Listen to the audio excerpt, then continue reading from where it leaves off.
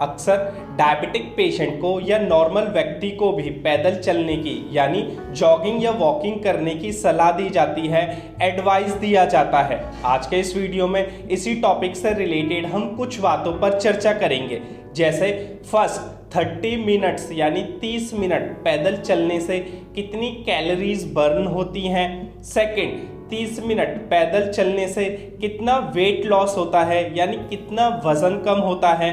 Third, walking करने से diabetes को रिवर्स करने में क्या कोई मदद मिलती है या नहीं। एंड फोर्थ, वॉकिंग कितनी देर करनी चाहिए और वॉकिंग कब करनी चाहिए, वगैरह वगैरह। मैं Ranjit Singh, diabetes specialist, health coach and nutritionist, Ayurvedic Ranjit YouTube channel में आप सभी का स्वागत करता हूं। चाहे आप डायबिटिक पेशेंट हो या डायबिटिक पेशेंट ना हो, अगर आप 30 से 60 मिनट की वॉकिंग करेंगे तो आपकी कितनी कैलोरीज बर्न होंगी, सबसे पहले इसी बात को समझने की कोशिश करते हैं। कैलोरीज बर्न अलग अलग सिचुएशन पर निर्भर करती है। जैसे अगर आप बैठे हुए हैं तो 1 या 1.5 कैलोरी बर्न होगी, लेटने से 0.5 यानी हाफ कैलोरी बर्न होगी, खड़ा होने पर 1.5 या 2, धीरे धीरे चलने पर 3 से 4 और जब थोड़ा तेज चलते हैं तो मसल्स यानी हमारी मांसपेशियों को ज़्यादा काम करना पड़ता है, इसलिए 1 मिनट थोड़ा तेज चलने से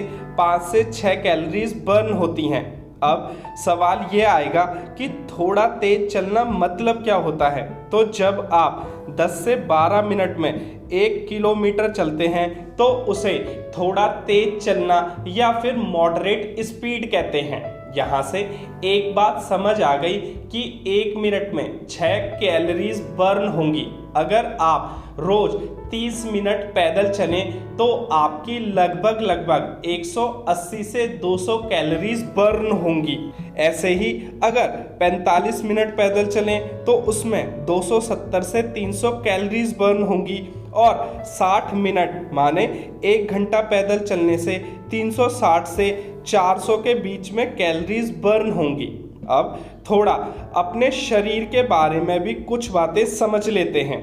हमारी बॉडी के 1 किलो फैट में 9000 कैलोरीज होती हैं और अगर आप रोज 45 मिनट वॉकिंग करें यानी पैदल चलें तो 300 कैलोरीज बर्न होंगी, यानी 9000 कैलोरीज बर्न करने के लिए 30 दिन लगेंगे। यानी ये हुआ कि 1 किलो वजन घटाने के लिए आपको 1 महीना लगेगा।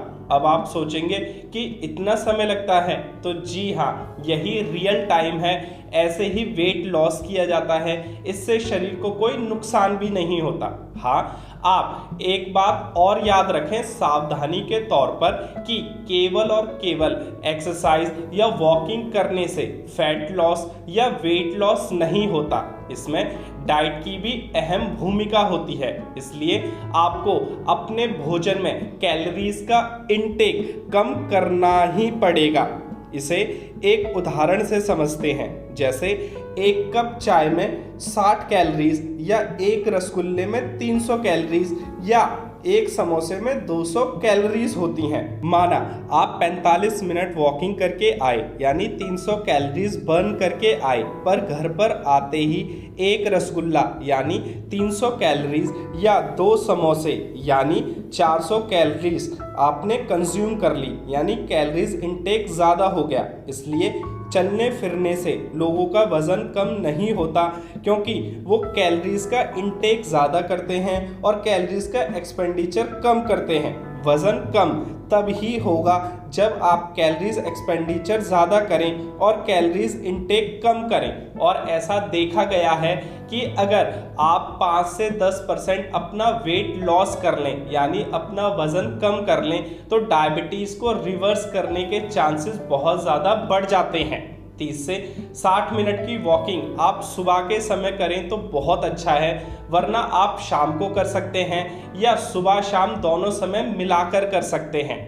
वॉकिंग करने के बहुत से अन्य फायदे भी होते हैं, जैसे हमारे जॉइंट्स का मूवमेंट अच्छा हो जाता है, हमारी हड्डियां मजबूत बनती हैं, डाइजेशन पावर इम्प्रूव होती है यानी हमारी पाचन शक्ति मजबूत बनती है, बीपी या शुगर मेंटेन रहने लगते हैं, स्ट्रेस और टेंशन का लेवल कम हो जाता है। इसलिए आप रोज 30 से 40 मिनट की जॉगिंग या वॉकिंग जरूर करना शुरू करें। इससे आपकी डायबिटीज को रिवर्स होने में बहुत मदद मिलेगी और जो आपकी दूसरी समस्याएं हैं, दूसरी बीमारियां हैं, वो भी धीरे धीरे सॉल्व होती चली जाएंगी। आज के लिए बस इतना ही। अपना ख्याल रखें, वीडियो को लाइक करें और इस जानकारी को ज़्यादा से ज़्यादा लोगों के साथ ज़रूर शेयर करें।